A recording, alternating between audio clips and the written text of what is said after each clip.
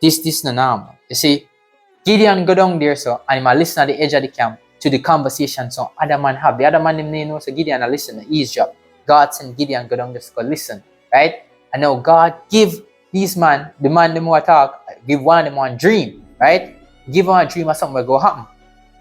And then he give the other brethren who him talk to an interpretation of the dream. Now, them man there will a reason, but they don't know said the message, the person who hear the message, none of them, two of them were supposed to get that message and learn and listen from it. It was for another person who are ease job.